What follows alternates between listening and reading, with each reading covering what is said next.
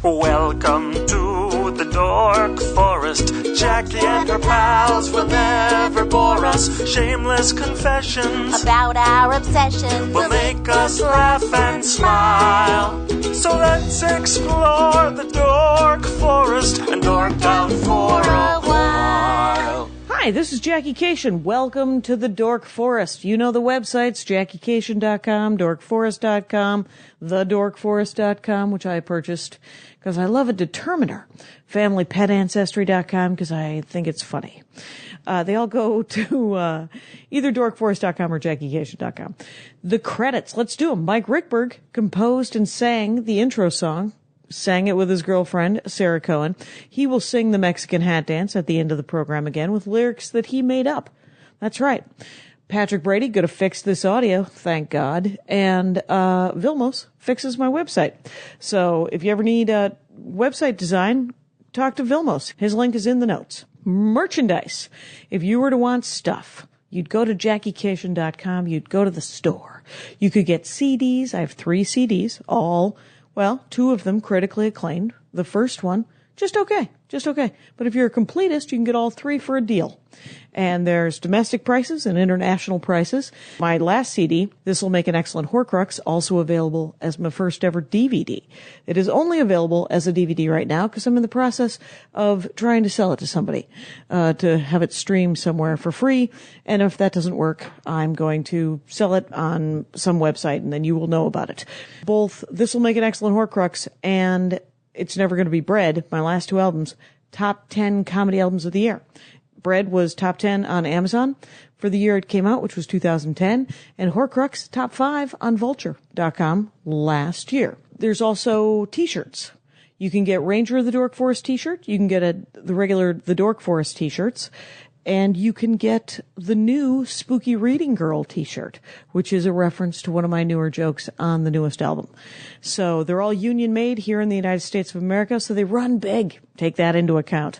Shipping is included, and I can ship them domestically or internationally as well. On JackieCation.com and TheDorkForest.com, there is a donation button. If you enjoy the program, I would love you to donate. You can give me $10 a month for 10 months, or you can give me $100 a year all at once, or you can give me whatever you'd like because it's a donation button. But I would appreciate that if you have it. It'd be great. It is used only for good. If you don't have any money, that's fine. You've done what you can. There's an Amazon banner on JackieCation.com on the right-hand side above a video of me doing stand-up comedy, I believe. And you click on that banner, you go to Amazon, you order like normal, and Amazon sends me some money for what you order. It doesn't cost you extra. I just get a little kickback, so I appreciate that. On JackieCation.com, there's also a tour page. Lots of different places to watch me do stand-up comedy. There's a new thing going on. Besides Spooky Reading Girl t-shirt, which is a new t-shirt that you can buy, I am going to do the live episodes as premium episodes. So they will cost on Bandcamp, thedorkforest.bandcamp.com. And they'll be $2. And that's just to defray the cost of the live ones. There's only going to be a handful a year, and it's $2. You got $2. You're good. And always know in your heart that there will be at least 52 episodes of free ones every year on iTunes and all that stuff. If there's a problem, if you have any issues or anything ever with the show, or if you just want to say hi, my email address is jackie@JackieCation.com. Enough of this. Let's get into the show. It's a good one. Hey, it's Jackie Cation. I'm in the Dork Forest, in the dorkiest of all forests, which is my living room in Van Nuys. I am here sitting with Liz Miele. Liz Miele, stand-up comic, web presence. We're going to go Liz, and Miele is M-I-E-L-A. I would have went Mila. I don't know why. It's E at the end. M-I-E-L-E. M-I-E-L-E. Well, yeah. Let's not fuck it up right out of the go. Yeah, who's your secretary? Tiberius Dracus, my iguana, which you can meet afterwards. Yeah. If you don't clip their nails, they miss. Right, he was typing too fast. Right, so it's Miele with an E. That makes more sense. I don't know that I would have gone Miele, but it's M-I-E-L-E. And it's at Liz Miele for Twitter and Instagram and whatever. Everything. And it's lizmiele.com.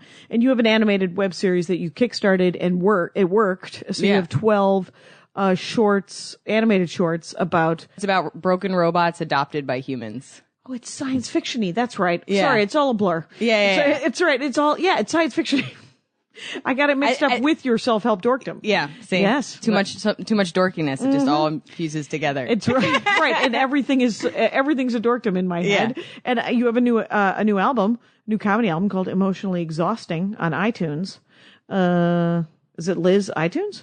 Oh no, that's like the Bitly. That was a Bitly that you made? Yeah. Oh, good. So Emotionally Exhausting, Liz Miele. Look it up. It'll be in the notes. It'll all work out. So, but my favorite thing when I said, what are your dorkdoms, is cats. That's what I'm known for. Yeah. And I was like, that's awesome. Who knows you as a cat person? And let's hear it. It's kind of funny because I don't know how your fans work, but mine overload me with pictures of cats. Like I get tags and pictures of cats. I get sent them on Facebook, on everything. And it's Because funny. you love cats? Because so my parents are both veterinarians. Right. My mom's a cat specialist. Oh, wow. I grew up next to an all cat clinic.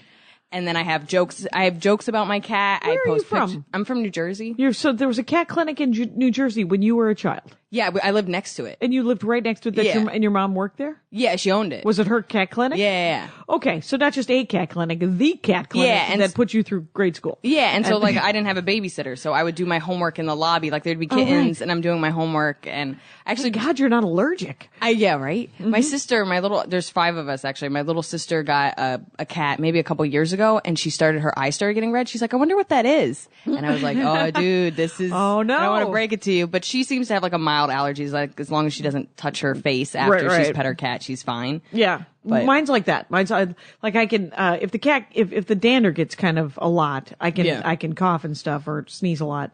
But it gets red if I touch after I pet a cat, I just wash my hands.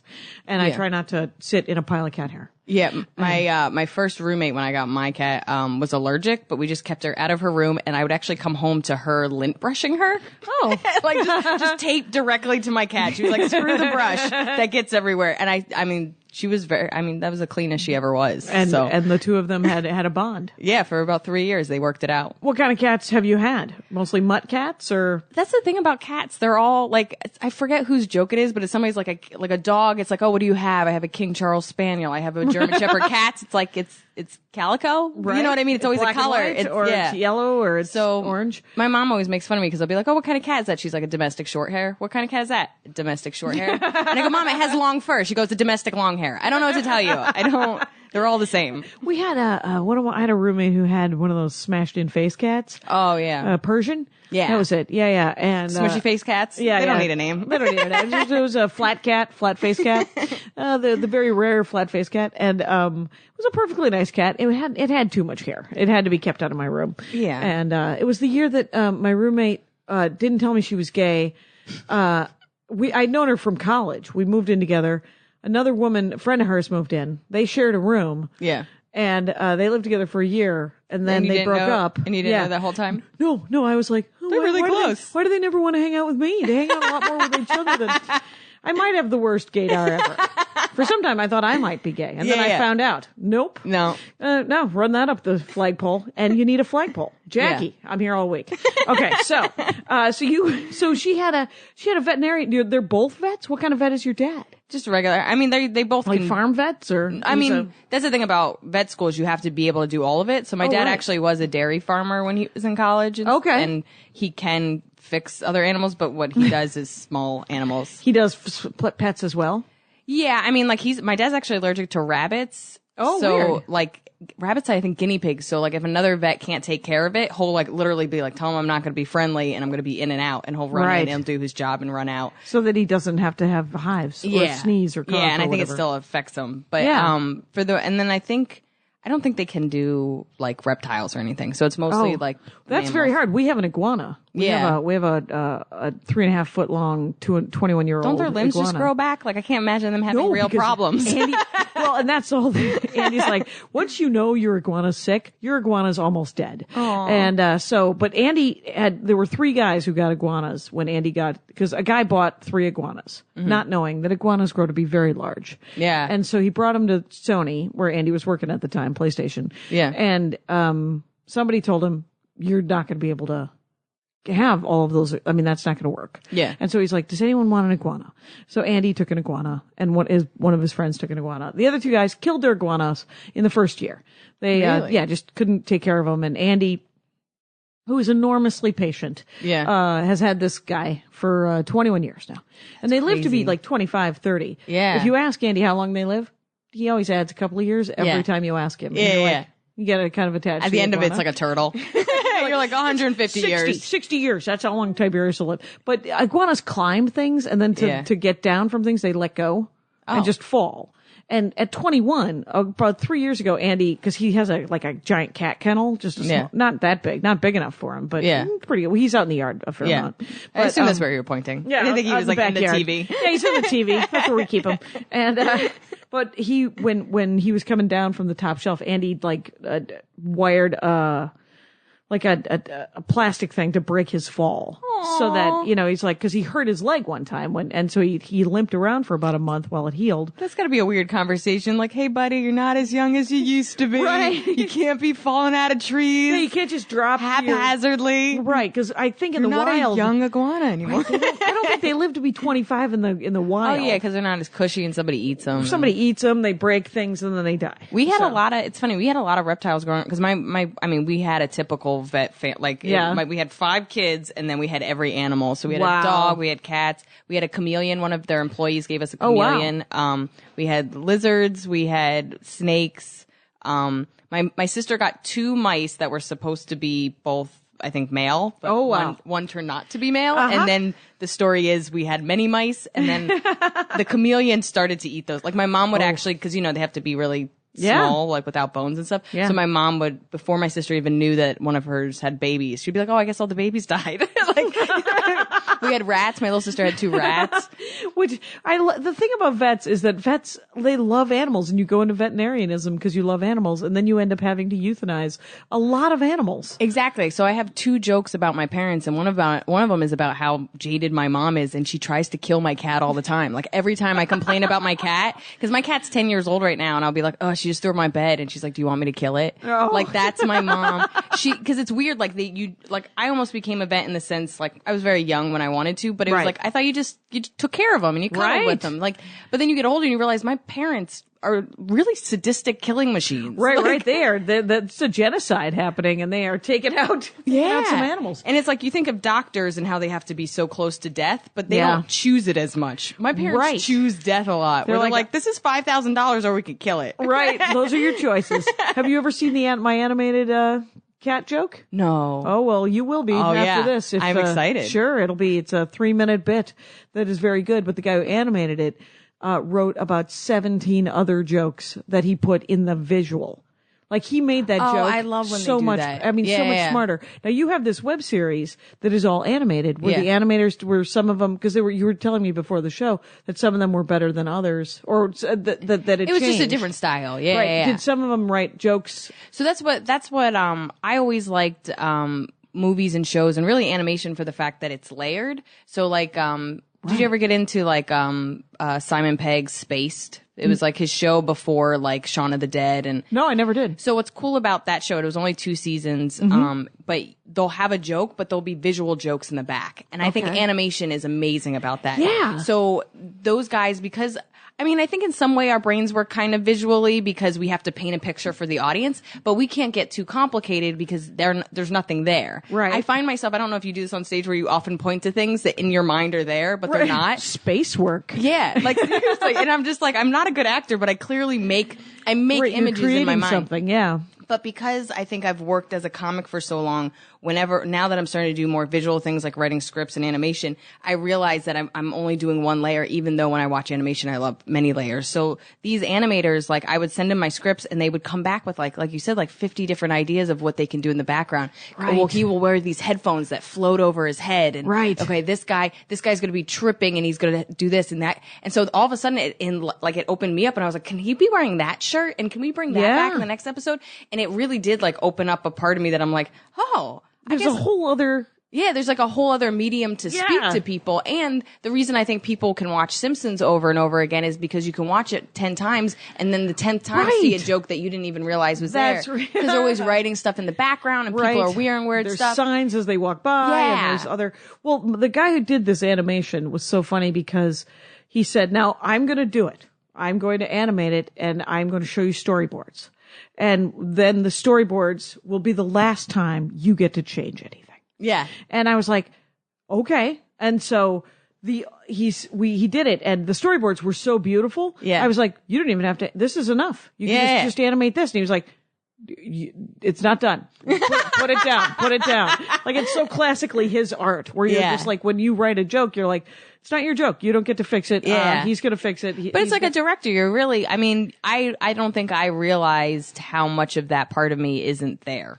You know what I mean? Because I think we've worked in such a very, it's a solo activity. It's a solo activity, but it's also very like, it's my vision and it's in this little box. And then somebody goes, you know, there's other visions and there's other boxes. And I would be like, but I don't play with other boxes. I don't want to hang out with these boxes. Right. So it's kind of like, I loved this. I loved the whole process. Like, that was the geekiest part of me. It was like watching them give me the storyboards, and then they would do animatics, which is they would take the storyboards and link it up with the audio so that you could see when, you know, this was coming in. And I didn't see the storyboards. I only saw the animatics. Yeah. There you go. Yeah. So I mean, I loved all that stuff. Yeah. Like, that's my thing where, like, I'm just getting a new, like, external hard drive, and it's like, that's the stuff where you're like, this is taking up space, but I love it. Yeah, like, these are my little animatics. Like, Yeah. I just love the process of seeing how they developed. It's so much work. It Oh my God. It was so much work that I went to go see the animatics I brought Andy with me, and Andy had a vision of what it was going to be, and he thought it was going to be like Comedy Central did. Like Shorty's watching Shorty's. Yeah, Shorty's watching, and it was more like South Park, where it was just sort of cutouts and super wooden kind of flash animation. Yeah. Well, when you see the new cat joke, I think it's called LA Pets, and it's on my YouTube page, youtube.com/thedorkforest, you guys. Anyway, so, everyone's seen it. Rangers have seen it, but it's, and he was like, he fully animated it. And because I don't know a lot about it. I mean, I watch cartoons. I watch more children's movies than anything else. But the only like, you like animation it's not anime though. It isn't like Miyazaki and that type of thing. You like just regular animation, awesome cartoons. Yeah. Yeah. What, because you said that you like a lot of Cartoon Network and Pixar. Yeah. But but also like the edgy kid cartoons. Yeah. As opposed to the adult cartoons? Yeah. Like I mean, there's tons of people that love, you know, Family Guy and Simpsons and South Park, which I enjoyed all of those. But I find myself more like, if somebody asked me right now what my favorite movie is, it would be the Boxtrolls. Oh, really? Did you see it? I wanted to, but I didn't get to. It was incredible. I saw it twice in the theater. I don't have any money. What am I doing? It was so good. And what I like about it is it feels like with adult, maybe not even adult animation. Maybe the problem I have with some adult films right now is, which sounds like porn. Adult films. Yeah, yes. Adult films. I was just going to let it go, but good for you. Yeah. With the porn that I'm watching there's no storyline. Jackie, there's no storyline. But that's how I feel like with all, like, I love comedies, but I watch some of these comedies and there's no through line. There's no beginning, middle, and end. They take shortcuts to solve problems. Right. But it seems like with animation, because there's this belief that they're teaching kids with it, even in a subtle way, that they can't make a cheap solution to fix the problem. They actually have to show the process. They do, and decisions. So it feels like Pixar. It feels like sometimes with Disney. It feels like with some of these really good animation movies, they feel an obligation to teach real life lessons, and they don't fix deep seated problems with silly solutions and so you actually have really cathartic, thoughtful they are cathartic. But sometimes, like, I've found, like, some things are great, like the Lego movie. I love the Lego movie. That last scene, I didn't see it coming. Yeah. It was a beautiful resolution. Yeah. And it was cathartic, like you said. But stuff like Up and Wall-E. Yeah. Where it's just dark. I like it though. It is great. But I mean, when I took my niece to see Up, and we're in the first 10 minutes of the movie, and I go, did that woman just have a miscarriage?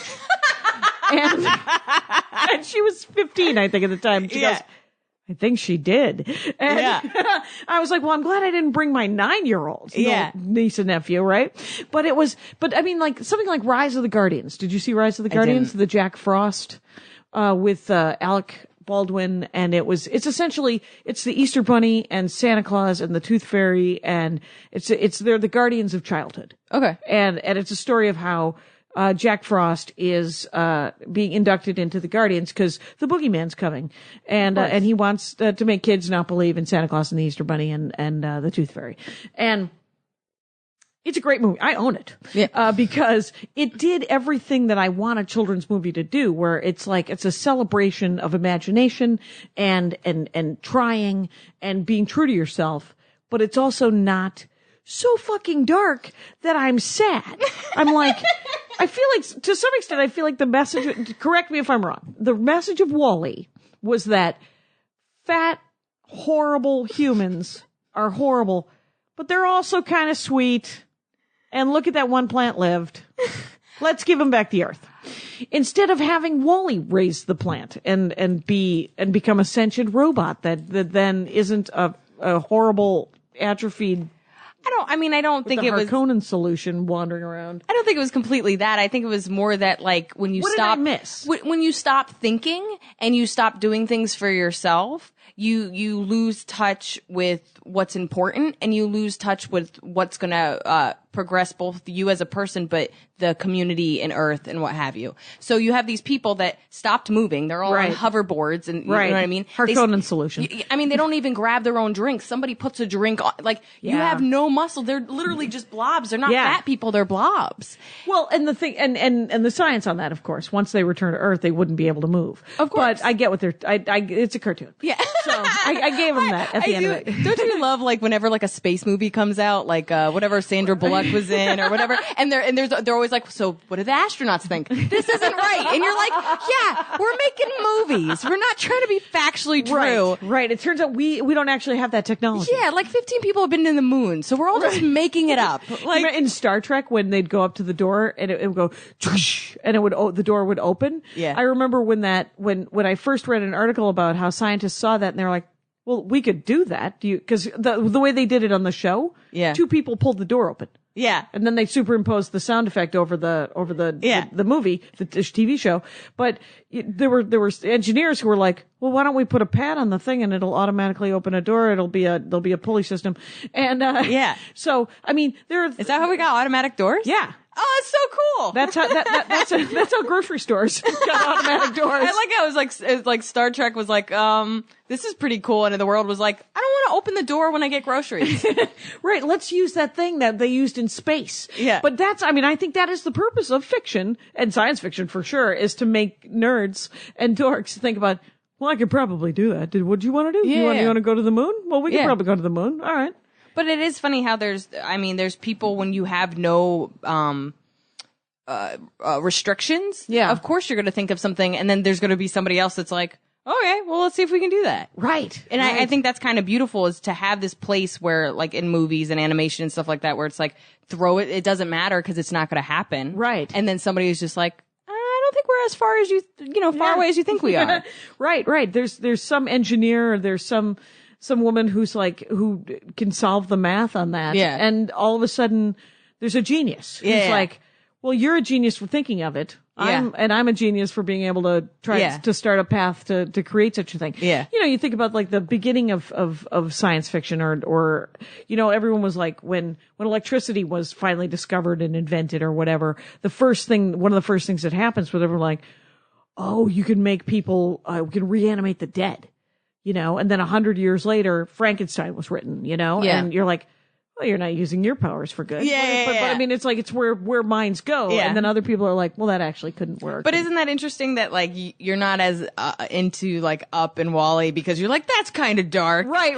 They're just Frankensteins. They're just Frankensteins. That's all it is. Yeah. And then you have the people that are, doing good with their electricity. And And it's, and all of those movies so Boxtrolls was like, is dark, by the way. Is super dark like that? Super dark. And is it about sad?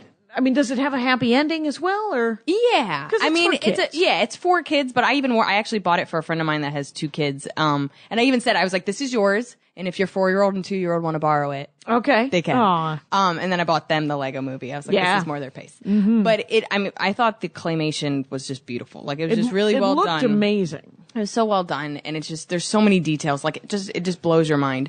But for me, what I liked about the Boxtrolls is that everything about it was unique. So I think it was based on a children's book, and I think they took a lot of liberties even with that children's book. Okay. But it's a unique town with unique problems, but then it somehow is able to assimilate to what we go through, which is, misconstruing people just by how they look. So the belief, this myth went around that, let's say 20 years ago, or not even, I think it's 10 years ago. I'm trying to think how old the kid is. Right. Let's say 10, 15 years ago, a kid ate a box troll. I mean, a box troll ate a kid. Okay. And so then people became scared of box trolls. This box troll stole a kid from a home. Right. And ate it. And now there's all these The people rumor is that, and so now box trolls are evil and scary and so horrible. then this guy kind of became this very, what's the word? Politician. Almost this very, criminal guy, this guy that's just clearly not a good guy, makes his, not only his living, but makes him like a big social status by getting rid of box trolls. Oh, okay. And that's like and then of course everything else gives it away, but it pulls back to show you how wrong that is and how you have to judge people individually, including box trolls. Yeah, of course. Because there might be a bad box troll out there, but that's just one box troll, man. Yeah. It's not the whole community. But it's just one also guy. like, I think of, if you ask most people what their number one fear is, like half of them are snakes. You've never seen a snake. How is it your number one fear? That makes no sense to me logically. Right. Like, I get as like mammals that there's going to be things that we're instinctually scared of, but I mean, you should be scared of getting in the car, and you know what I mean? Driving in LA is scarier than a snake. I've never. Retirement. Yeah. Anything. Just anything. Boring people are way scarier than snakes. Being trapped in a car for 6 hours with a guy who won't shut up. Exactly. Yeah, that's comics life sometimes. And so yeah, well that is, I mean, so what are the TV shows on cartoon? Like I watch Venture Brothers, which is an adult comic cartoon. It is not for children, but like I don't watch like the one with the French fries. Oh, I forget what that one's called. Yeah. But there's one. There's that one, and that one's for like high people. That's, I don't think I smoke enough weed to watch that one. I've never. I don't. And then SpongeBob SquarePants, but is kind of adorable. So but like I don't Adventure get into Time. it. Adventure Time blew up. I remember when and people lost their minds. Oh yeah. And I mean, actually, I'm not even as dedicated to Adventure Time as I was. I went on a bad date. Maybe like 5 years ago. Okay. And that was the only thing we connected on. Okay. And we still, after I was like, hey, I don't want to go on a second date with you, we still talked about that for a little bit. Okay. And then I introduced it to my brother, and then me, my brother, and my sister just went nuts. And I'm like, I'm still pretty like, I can watch You're on board. Yeah, I can. Some of them go a little too trippy for me. And even I was like, do kids watch this? Cause it was only adults talking about it. Right. And all these heady articles were written about it. And I was like, all right, so it is a cartoon for kids, isn't it? And then eventually, like my sister was babysitting a kid, and she's like, yeah, they love it and they watch it. And I was like, well, good for them. Right. So it's got several layers and levels, like you were saying. Yeah, and it's weird, and it doesn't always have a lesson, and it's all over the place. I kind of faded out of Disney years ago because it was so like, it almost felt like a parent that had the remote control. It was like, and this is why we share. Right. And it's like, I don't. First of all, you don't need to always share. Let's all calm down. And second of all, it was just boring, and it was shoving ideas down your throat. It was too like, almost like cookie cuttery. Yeah, or? like Blue's Clues, like just very like, what are we all, 7? Right. But Disney it wasn't even great for kids. Yeah. Yeah. And so what I love, like the newest show that I love is, Crap Dipper. No worries. It's on the Disney Channel. It's on the Disney Channel and it's animated, or is it live it was action? a guy that originally he originally wrote on Flapjack on Cartoon Network. Okay. It's gonna bother me so much. I like Gravity Falls. There we go. Gravity Falls. So it's called Gravity Falls. It's about like these twins, a girl and a boy, twin. Yeah. But and how they stay with their great uncle, who's kind of a con artist. That was even what I was thinking of, the other guy in Boxtrolls, this con artist. Okay. And so they're staying with their kind of con artist uncle, who pretty much like glues antlers onto pigs, and they're like, we have a pig antler thing. Freak show. Yeah, it's like this kind of sideshow freak show thing. And it's funny. It's like it's like most cartoons where every episode, it's the same formula. Something weird happens. They almost die. They have to fix the problem so nobody knows about it. Okay, so sitcom. Yeah, very formulaic, but at the same time, just adventurous, and the dialogue is really fun and unique. Oh, good. Like there's like the boy is clearly, let's say he's like 7 and he has a crush on a girl that's clearly like 14. Like it's ridiculous. Right. And so there's a part where finally, this is like season 2. He finally like tells her how he feels. Yes. And you think, you know, in any other kind of Disney thing, it's all going to work out. And she's like, Dipper, you know, I'm older than you, man. Like it's just not going to work out that way. And she's like, are you okay? And he's like, yeah, I'm fine. I'm just sad and I'm worried and I'm itchy. And she's like, don't be itchy, man. Like That's a great line. Yeah. Yeah. And it's like, it's authentic to how people actually feel in situations. That even same thing happened on Happy Days when Potsy, Richie's little sister, Joni, had a crush on Potsy and was writing him notes. And then finally, they met. And he was like, hey, I'm meeting my secret admirer. And she's like, I'm your secret admirer. But she was like 11. Yeah. And he was 17. Yeah. And he goes, you know what? I'm really flattered, but it can't work. It can't work. And it was like it was a real it felt like one of those weird real moments. I don't know if it was after the shark jumped or not. Yeah. But it was because it felt a little too real. Yeah. But the lines were good still. It was still good lines. And the thing is, Potsy didn't get enough screen time. So I had a big crush on that guy who played Potsy. So I was like, let's do this. But it's teaching you like that rejection is a huge part of life. And I think there's something that's trying to protect kids from not realizing that you're not going to always get your way. Right. And it's okay that you don't get your way. And whether it's authentic, like that is ridiculous. You're like 7. And nobody's really even addressing the whole, when you are 7 years old, you have crushes on people that are much older. And the way they deal with it now in TV, it's all some creepy, horrible sexual assault thing instead of just going, a sane half adult or adult going, you know, I had a crush on Steve Landesberg when I was 9. Yeah. Turns out if I would have met Steve Landesberg, he would not have been a horrible person to me. Yeah. He would have been like, well, that's very sweet. Yeah.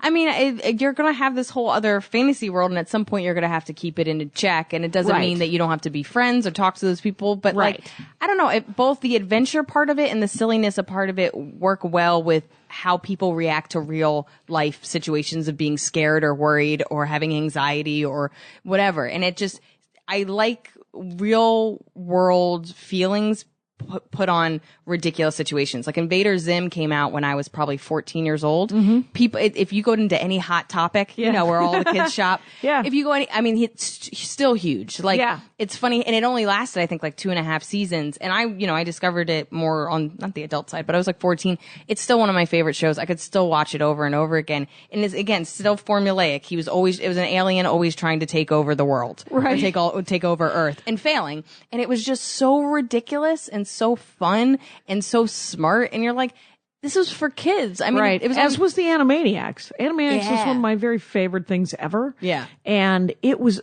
much smarter written than it had to be. And it was always more interesting. And all the different characters were genuine characters. I mean, there wasn't any huge arc ever. There was never a huge arc. And what I get upset about is when animation, because like, I think everybody understands the parents are paying for it, so you want the parents to be entertained. And when it's like sexual innuendo, it makes me so angry. Like, that's why I'm not as excited about like DreamWorks or some of these ones where it's always like, it's something that has to do with like, you have to be so much older to get it, and that someday they're going to be like, I can't believe they put that in there. Like, that stuff makes me angry. The only thing I can think of is not animation. I'm thinking of the musical Grease, which is filthy, but I loved as a 9-year-old or an 11-year-old. Yeah, was Grease for kids? I mean, I remember watching it younger. I think it was supposed to be for kids when it came out as a movie. Yeah. And they were in high school, supposedly, though all the actors were in their 30s. Yeah, of course. But it was I remember I was taken to it and I was 11 years old and I didn't get any of the virginity stuff and the talk about sex and stuff, but it was kind of dirty. Yeah. If you look at it now, what animation does that? Like what Disney or Pixar, not Pixar, but, no, I feel like it's more for like, I should have examples because then I just sound like, like a bully. Well, no, it's, I think cause I'm sure it's out there, you know? It's sort of like that miscarriage scene in Up. Yeah. Where you're like, well, that was weird. Yeah. Yeah. And I mean, It's funny. I read Creativity Inc., which was written by the guy that started Pixar, and it was really fascinating. His whole book is about not only how to be creative, but how to manage creative people, which we manage ourselves. You know what I mean? And then any side projects we do. So it's just a memoir, or is it a? It's a. I don't know what kind of autobiography, but self-helpy. Yeah, a little bit. And it just, I mean, to me, it was really fascinating because I didn't know the whole history. I think the last thing I knew about Pixar is that Steve Jobs had bought it, but they had a whole history before that. Like George Lucas owned it before it ever did animation. I was bleeding George Lucas dry because I think they started out making like computers or something to do with computers, but it had a long life of not making money and not doing anything that had to do with animation. And it just kept getting passed on from person to person. And I think, Steve Jobs. But that guy who founded it stayed with it.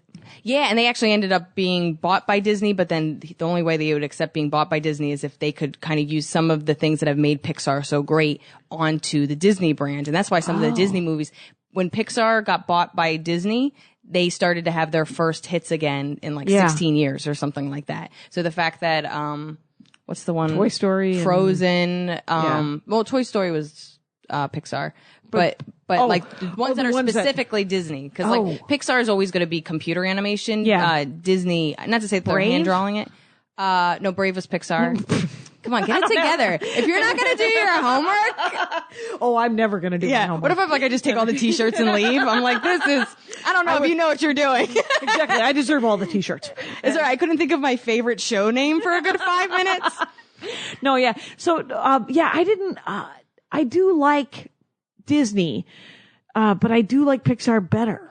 Yeah. And I mean, I think that book almost kind of let me know why, because they really took the time they just flesh out ideas in a way that I think most people don't do it, whether it has to do with just how do I make this story interesting? I heard him speak once and he talked about how when somebody has an idea for a movie, they have to pitch the entire movie, scene by scene. And so they pitch it. And so it's an hour and a half pitch. Yeah. It's a pitch of the entire film. And then they do it as a team. They make the movie in storyboard with Animaniacs. They make the movie like 3 times, which is why they take so long. Yeah. But it's why they're so dense and often they're always interesting, Pixar. It's never. But I think nothing's happening for no reason. Right. You know what I mean? So like, have you ever like, it's because of that detail, I think. Yeah. And I think sometimes like my thing is when I'm writing a joke, I definitely am giving you too much information. And then it's kind of scaling it back. And then even when I think it's done, I'll have a friend that's just like, I don't need to know all this. And I go, I was getting laughs, so I just stopped listening to what I was saying.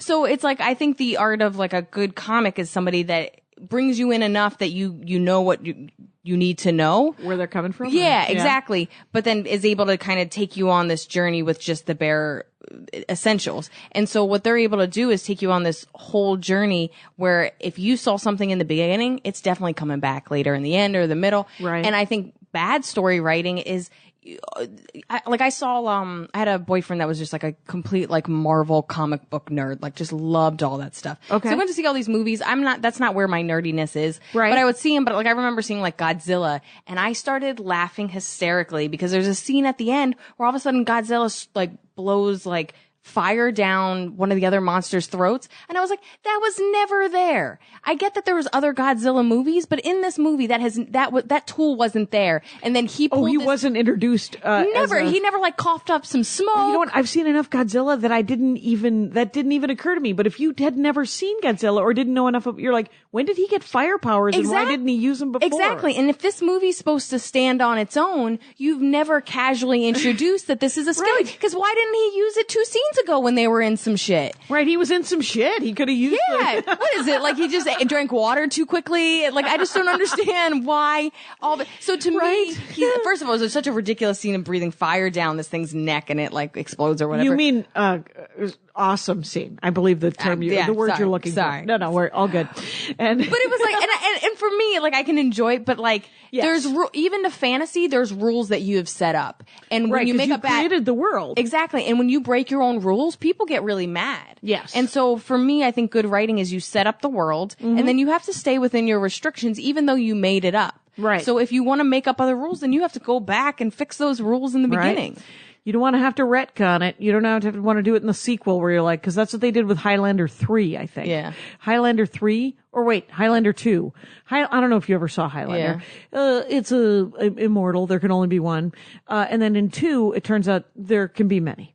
And you're like, but the whole point of Highlander 1 was that there can only be one. Yeah. And so you're like, what just happened? Did I miss movie 1.5? Yeah. It was you were, I mean, that's some executive and some writer being like, there could only be one. He goes, yes, but we need more aliens. millions. We need a more. sequel because this one did better than we thought it was going to do. Yeah. So now there can be 7. That is hilarious. So we've gotten into it a little bit. Let's do this. Liz Miele, by the way, Miele. And it's at all that, and it's lizmiele.com and all this stuff, and a new album, Emotionally Exhausting. But we've talked briefly about some of the emotional stuff, and that is the stuff you read. You read kind of self-help and business self-help and personal self-help and, hey, look over there, get some help. Yeah. This is a recurring dorkdom. You're really? Yeah, like the fourth person, but it's always from a different angle. So I'm fascinated to find out what kind of self-help? Is it Oprah suggested? Is it? No. So, I mean, it started out because of my dad. My dad is such a self-help guru. So it started out like all Tony Robbins and like how to win friends and influence people. Sure. And, like, sell the sizzle, not the steak. Yeah. Like all that kind of stuff. Like, believe in yourself and just connect with people and whatever.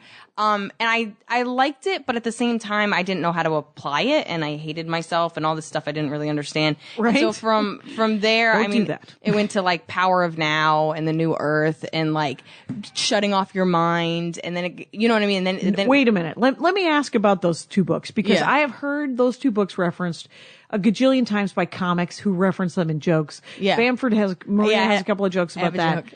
You have a joke about the Power of Now, or about the Secret, or about the the Power of Now? I never did The Secret. It sounded dumb. Right. But I've read every book that most people would say is dumb. Okay, so the Power of Now is just about sort of living in the moment. Yeah. Who wrote it? Eckhart Tolle. Okay, there you go. And which I pronounce Toll or Tolle because I don't know, but who cares? I'm not his mom. What do I? Yeah. He does. I don't know him. He has a weird accent anyway. Okay. So The Power of Now is a self-help book, and is it about living in the moment? I wouldn't even think somebody. It's a spiritual enlightenment book. If we're Okay. gonna get all dorky about it, and then it's. I'm taking my mic out. Yeah. Oh, it's getting real. So it's spiritual enlightenment. It's all about trying to shut off your mind. And I think as comics, I think we're so drawn to it because even though, it's all this chaos inside us. It's where the jokes and ideas and feelings come from. Right. It also tortures us at the same time, where it's the thing that makes us worry. It's the thing that makes us jealous, and it makes us unhappy even when things are going well. Because the mind's constantly spinning kind of thing? Or? Yeah. Okay. And so it's a way so let's put it this way. If your phone's starting to act up, what's the first thing they tell you to do? Reboot it? Exactly. Turn it Have you off. cycled the power? Yeah. Yes. Turn it off. Give Yeah. it a second. Maybe the fact that it's been on for like literally 2 months without ever turning it off, maybe it needs a break. Just the same idea that a vacation is a break. So it's the same idea that your mind is constantly spinning and you never really give it a break. And just because sleep is this rebooting process, the ability to kind of just sit without being like these constant noises and words and what are we going to do about this and why is this and he didn't call me back and why is this happening to me and why doesn't anybody like me? It's just a way to like actually shut down a little bit and feel how you actually feel. Okay. Instead of this chaos that seems to be in Try your to brain. move the chaos and find out what you might actually be feeling. Is that the deal? I think in some ways, I mean, Okay. that might be a simplification because even Yeah. I have a hard time grappling with it. I mean, I've read it like probably 3 times and I'm still like, I think I pick most books that I read, I pick like 1 or 2 things to work on because otherwise you're like, I can't do that. Right. You know what Yeah, Maria likes a workbook. She likes like The Artist's Way. Yeah. Where there's tasks at the end of each chapter. I like them, but I don't do them. Right. I like, Fair enough. I literally will, if something hits me and I go, oh, I do that. What do they suggest? And then I'll just do that and I'll have, but like when it gives me like a list of things to try every day, I'm like, Yeah. Joe Zimmerman was on the show, Mm-hmm. stand-up comic, New York guy. And he was talking about how he was on the 4th chapter of the Artist's Way because he did chapter 1 for 4 years. And he said, so I've been doing daily pages for 4 years. And I was like, that's the first thing everybody bails on is daily pages because it's like a blurt kind of thing, right? Yeah, Where yeah. you get rid of just the garbage in your head. Yeah. So the Power of Now, it's spiritual. You're Yeah. supposed to find a higher power or a god of your understanding or some darn thing. I'm sure. I mean, for me, every time I read it, it's just, it really like, is. what's one thing that you've pulled out of it to try to work on? My biggest thing is not taking things personally. Okay. So it's hard for me to, cause I feel like I'm very sensitive, and I think that's the thing that helps me in comedy is I observe things and I feel things and I take things in at a sharper, harder rate. But at the same time, when I'm trying not to be that way, I'm in a constant state of, did I hurt that person's feelings? Why didn't the person call me back? Why is everybody trying to hurt me? Right. And so So from both sides. Yeah. So it's the empathy that you get to feel. Yeah, but it's also the hothouse flower part where you're like, oh my God, you just bruised my pedals. Yeah, I'm in constant pain, and then I'm in a constant state of thinking I'm hurting other people, and you never move, you never get anywhere, nothing ever happens, and it's exhausting for everybody. I mean, emotionally exhausting everybody. Yeah. So for me, that belief that, I mean, and it's got, of course, stand up is ego, and that's 90% of that book is talking about how you put your ego aside. Okay. And not just this ego, that we kind of think of in Hollywood or in show business, but this ego of you as a person thinking that you're all important. Oh, right. Somebody once said to me, you think that they're mad at you, but I would bet you $100 that they're not even thinking about you. Exactly. Which is weirdly like, aw. They're not even thinking about me to hate me, and they're like, I'm so sorry. Yeah. They are not. It's like, and then it hurts a little different way. Right, because that's the ego that you are being considered at all times. When you're just like, well, you aren't being considered at all. Just go through your life and try, and don't be a jerk about it. Just try not to take it, because they are. I think that was in the 4 Agreements too. Did you ever read that one? I'm sure that was. I have. I don't know. It's got a real colorful cover. Yeah, and I think he's from Guatemala. The guy. Yeah, just some beautiful Central American. I mean, there's a couple Americans, and it's just very like, you can do it, and then everybody else is like, just try your best. Yeah, just keep plugging along, and then try to let it go. Yeah, it's let go. You got a tattoo with a bird that says let go on it. That's awesome. It's also pretty, I don't think I realized how sad it makes me look. Me and my sister got it together. Cause this girl, a month after I got it, I was performing at a college in Kentucky, and it was hot, and it was the first time my arms were out because I got it in the winter. And this girl comes up to me, she flips up her hair, and on the back of her neck it says, I am enough. And I was like, oh, is that the message it's sending? Yeah. The weird that she had it on the back of her neck, like where you would put the cut here. Yeah. Is that it? Weird. But that's what my therapist tells me every session. Every session for 5 years, and she writes it on a card. I have like a stack of cards that say that I'm enough, I do enough, I give enough. Like, and I was just like, do you ever get tired of writing it? She's like, are you ever going to learn it? I was like, I don't know. Oh, weird. I have I went to therapy for about 3 years, and my therapist her big thing was that I had to apologize when I was rude. She was like, and you have to apologize in the moment, because if you don't apologize in the moment, it'll follow you. It'll just, she was like, so she started this thing where, if I was mean in public, like, and I got in my car and I drove away, I would have to get back in my car and drive back to the grocery store in Minneapolis where I had whipped a bell pepper at a guy who was packing my groceries. And I had to find that guy, and I had to go, and he had to be terrified that I'd gone to get a gun or some sort of, and he was like, what's going on? I was like, I'm just back to tell you that I am an asshole, and I'm very sorry, and I didn't mean to be a jackass. And he's like, okay. By the way, every time I've done that, nobody's ever said, no, you were fine. In every single situation, they're like, thank you. Good. It's funny. I've actually gotten better at doing that. Because I come off, if I'm hungry, I realize hangry, that term, I needed that 10 years ago. I've ruined so many friendships and relationships. Just because you were angry or I don't hungry know what it is, but I really do turn into a horrible bitch. But I mean, I get really curt, and I get really like, and I definitely suffered from mood swings when I was a teenager in college. And I know when I'm tired or in a bad place, they come back pretty quickly. It's a problem I have. It's just being overwhelmed. Yeah. And so as I've gotten that into check, it doesn't mean it doesn't come up. And I remember I said something really shitty on stage once to the comic before me. I was like I was doing like a pro spot, like on a newbie show. Oof. And I said something, like it came out in the middle, and I said something shitty. And I got all the way to the subway. It was like 4 blocks away. And like, I don't know if the guy heard it. I don't know what happened. It got kind of a mixed reaction from the audience. And I was like, shut up. It's not real. It doesn't matter. Yeah. And then I go, he's a young guy. He probably just started this. It matters to him. Yeah. And I walked all the way back. Found out his name. Yeah. And I said, hey, dude, that was really rude of me. It was in the moment, but even so, I'm sorry I kind of threw you under the bus. And he was like, you know what? You're actually one of my favorite comics. And I got really sad and I really appreciate that. That's great. And I was like, oh, yeah.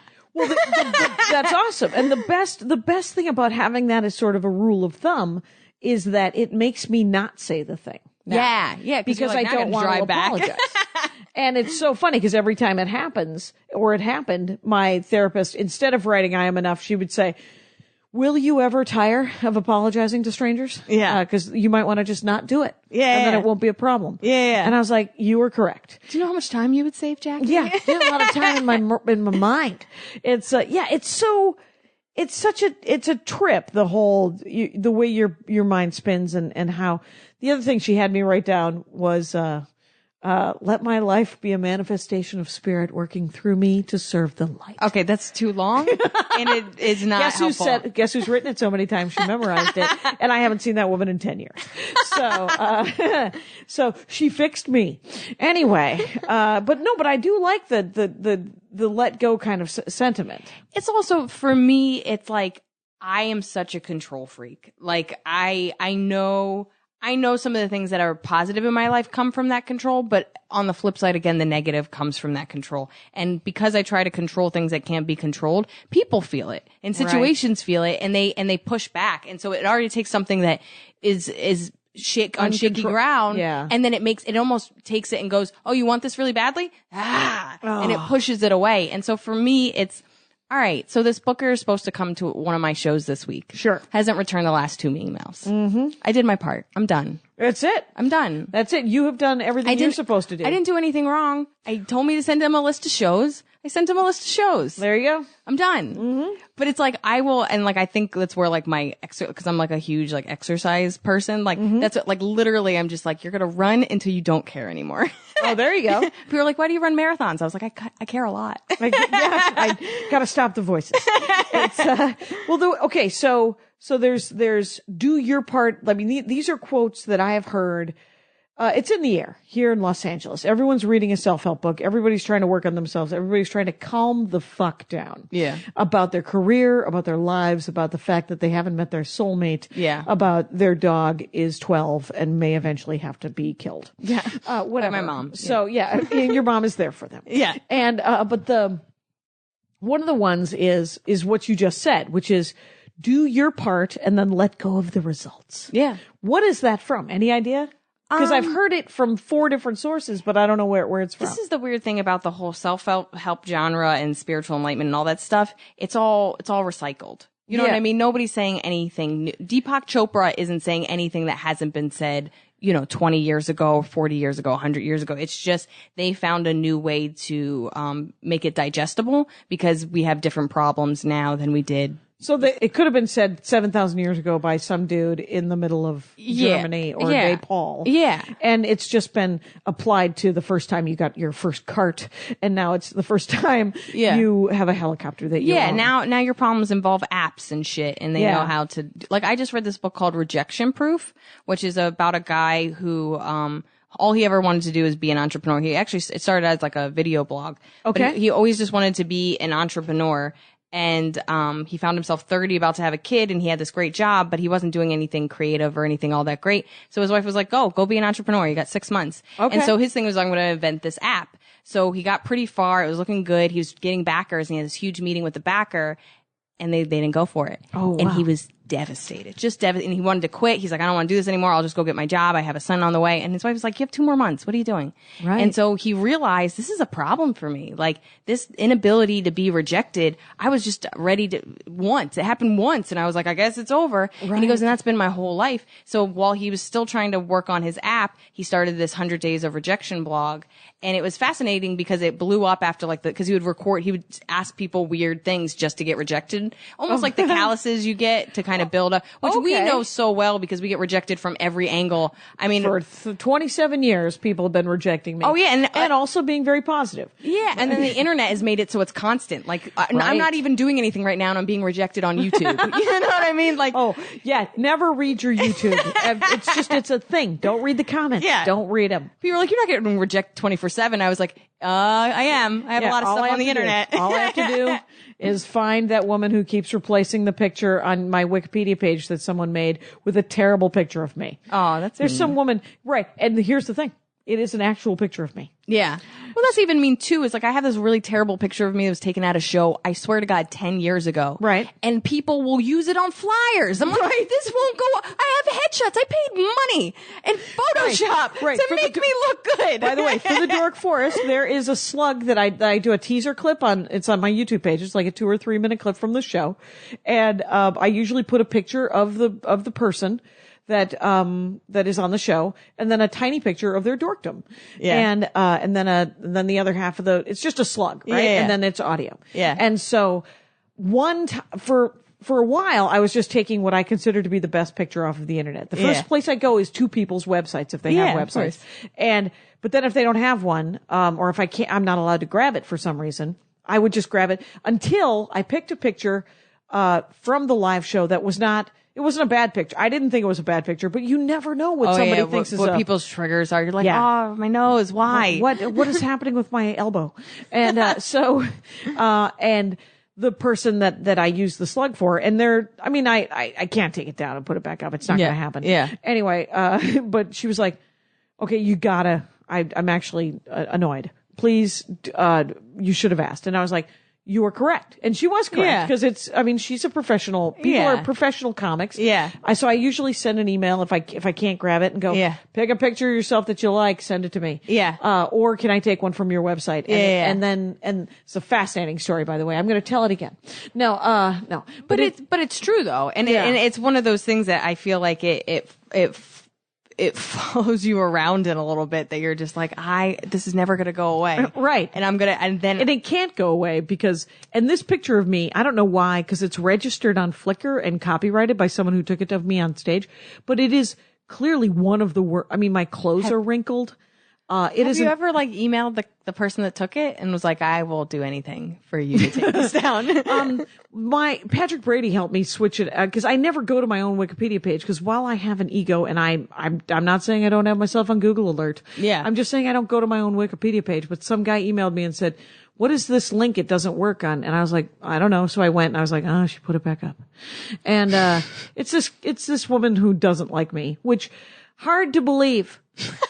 Hard to believe. I am the golden retriever of stand-up comedy. But then that's the thing. That's probably the trickiest thing about believing you can't take stuff personally and nobody's thinking about you, because when somebody is and they're vindictive like that, you're like, so maybe there's like hundreds of them.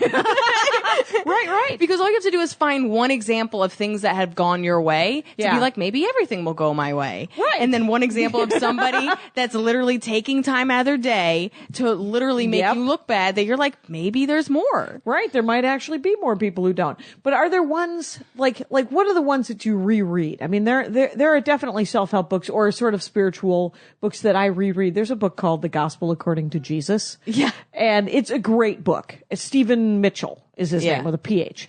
And it's essentially, he translated from the original Aramaic everything that he thinks that Jesus might have actually, said. Yeah. In the from the 5 Gospels. And he turned it into essentially 31 pages. Yeah. Wow. And they all seem to be, they're great stories about Jesus. They're great stories about him not judging people. They're great stories about him being nice to people and telling him to be nice to other people. It's only 31 pages. We can't get that out to people. Right, I don't understand why that's not We can't make those a couple of tweets and get that out pretty quickly. It's a tight read, you guys. Gospel according to Jesus, but it's super sane. Yeah. Which I think the good thing about, so what are the ones that bring you back to sanity? Bring you back to, So some of them are me understanding myself, because I have a lot of self-hate. And so I would say in the last year and a half, I've liked myself the most. Oh, good. And it's taken like both experiences and books and therapy and like just putting that together and being like, I mean, there's a lot of people that like me.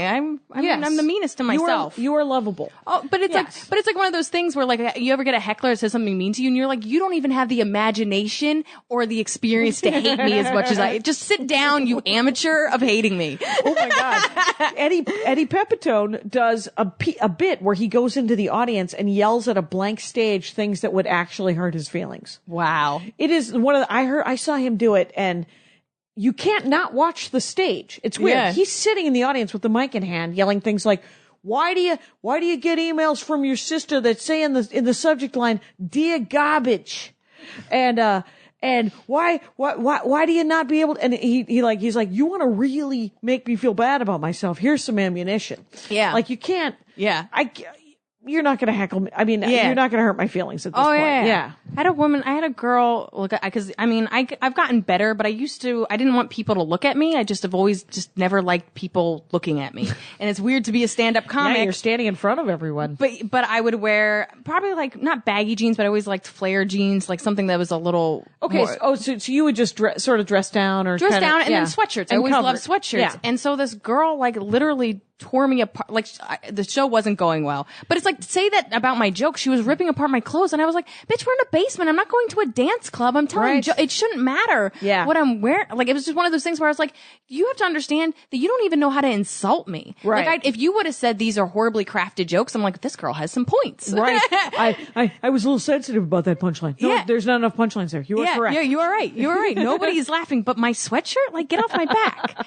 But the books, like, it's funny. It's books that changed my life, and then even passages that they always come up. Like, In the Realm of Hungry Ghosts is actually a book about addiction. Okay. And why people become addicted. And I mean, I might have a slight binge eating problem, but I'm not.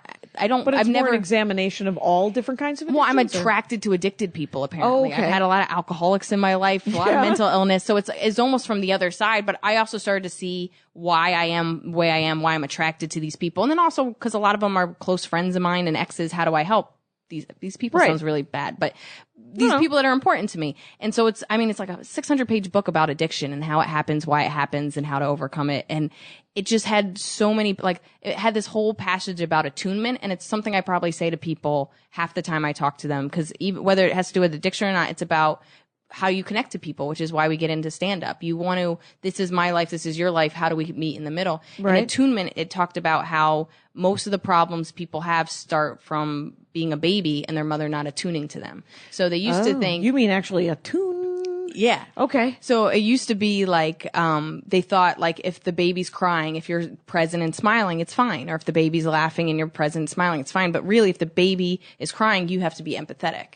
And if the baby's happy, then you have to be to your core. Yeah. And you have to be there with them. But there's all these problems where people are, I take care of my baby. It's fine. Right. You know what I mean? I put bread on the table. My kids are fine. Mm-hmm. And that's, there's, most of the comics I know either come from an abusive background or a neglected background. Right. And we aren't the most sane people. Right. Well, and most people aren't the most. I mean, when I talk to like even people who come to the shows, like just regular humans walking around, I think most people either came from an abusive or neglected, to some level. Yeah. I mean, there are people who were raised by and everybody's parents did the best they could. Of clearly, course. right? Oh no, I never. But it's so funny that you're like, there's always a new way to try to work on yourself, right? Yeah. With this stuff where you're like, okay, well, what else should I be doing? You know, because once you fix something, there's always something to work on next, right? Yeah, and it's also, I mean, to me, I think the whole reason I got into stand-up is to feel connected to people and to feel understood. Okay. But then you get to the point where you realize, I don't even understand why I'm doing this. Why did I just scream at that woman on the subway? Oh, right. You know what I mean? And you start to go, oh, that's a little scary. There's parts of me that I don't understand that just come out. You know, without me, you know what I mean? It's like if my arm just starts moving to the left, like, right. What? I didn't tell it to do that. Yeah. So it's the same idea that I've snapped at people. I've said shitty things. I've done things where within a minute, I'm regretful of it. Yeah. Why? Right. Why did I know now that that's not okay? So like Brene Brown has this book about shame. I actually can't think of the title of it. Right. Me and my friend just call it the Shame Book. Probably one of the most important books I ever read. I read it like 2 years ago, and it's just about how, and it's actually written for women. There's a chapter for men that I think she's gonna write eventually, but it's What's the name of the author? Brene Brown. She actually has the most popular TED Talk. Okay. It's about vulnerability. Okay. But So Google that, you guys. oh, it's so good. The shame book. That one, that vulnerability TED Talk, I probably watch like once a year. Oh, like, really? Since for like the last like 8 years. And what does she do for a living? I mean, She says she's a researcher. Okay. And so she basically researched, why people don't want to be vulnerable, but where shame comes from. And it's fascinating where you as I read that, it was one of the hardest books I ever read because I just realized, I'm shameful of just about everything that I do. And it controls me. And you start to realize, you know, I know that my dad hides food. You know what I mean? Oh. And it was just a thing. And then we all hide food. And it's been like that since we were kids. And it's a joke now where like I'll come home and I'll be like, Dad, do we have any cookies? Because there's never any good food in the house. And he goes, yeah, it's in the garage. There's a bureau in the garage. You go in the garage, you go in the bureau. It's the third drawer. You pull the drawer out and it's in the back. You know, my phone sometimes rings and then I have to hang up on people. So tell a story. Where else does he hide stuff? I mean, usually at the back of the fridge, I would think. He would put it in the freezer in the back and then he puts peas on top of stuff. You know, anything that's like freezable. I mean, it's funny how, like, I don't think my parents ever checked in on us, but like, I remember we once lifted up my brother's mattress to like take his sheets and it was just candy everywhere. And it's like I do that. Yeah. I keep food in my room. You know what I mean? Mm-hmm. I always have snacks. Right. Always. All right. And some of it is, we grew up poor. We grew up poor until I was about 14. 5 kids. You'd have to be like super rich to not at least feel the pinch of the world's economy. Oh, yeah. And then they started making money and their businesses started doing well. But it's like one of those, you can never get rid of that habit of hiding food. And that's just like, that's like a nice one. I'm sure that we have darker ones. Well, the weird, like, Maria talks about how her dad would hide donuts and then her mom would come and say, Jewel, is that powdered sugar on your face? And I remember, like, there's things you don't know that you know how to do, that you were raised with, I was talking to Maria about 6 months ago or whatever, and she didn't feel well, and I said, well, have you tried to make yourself throw up? And she was like, what? And I said, what did I say? And she said, how do you make yourself throw up? That sounds like not anorexia, the other one. Bulimia. And she's not bulimic, but she has eating issues from when she was a kid. And I was like, I don't know, my stepmom taught me how to throw up if I didn't feel well. And she was like, did she have an eating disorder? And I was like, it was a huge revelation that my stepmother might have had an eating disorder. Yeah. And I told my sister that story and she was like, yeah, Nancy had an eating disorder, Jackie. Nancy taught you how to make yourself throw up? And I was like, yeah, didn't she teach you? And she said, no, I would have rejected that. That is crazy. And I was like, okay. There's some logic to it because they used to have stuff like in the 50s, my dad said there was stuff that you would eat. Like if you ate something poisonous, you would eat it and it would make you throw up. They actually have that stuff for dogs too because it's sometimes it's too late and you need to throw that stuff up. Yeah, you got to get them out. Now just take some Pepto. Right. Yeah, just process it. It'll be fine. I like the idea that you're like, Maria, Pepto? Is that the right answer? I'm retraining myself. I'm retraining. Yes. Those both, I mean, that shame thing sounds amazing. And I should probably get you back just to talk about this because you said that if you were reading a book every 2 weeks, which is what you're saying. And they're memoirs and essays and creative business and self-help and all these psychology. Let me just say, Liz Miele, that I should probably just have you back on for that talk. But I did love the animation and the cat thing. I will. We're at an hour, is what I'm saying here. And I'll show you my cat thing and then the cat video. But people should definitely check out your the web series that you got the Kickstarter for. That's all done. 12 short animated robot and science fiction jokes that are very funny, and it's called Damaged Web Series, and it's on YouTube, so it's youtube.com/damaged web series. And if you go to lizmiele.com, it's linkable to everything, and it's at Liz Miele on Instagram and Twitter and all the things. All the things. Thank you for being on the show. Thanks for having me. Rangers, thanks for listening. Take care of each other out there. Bye. My hat.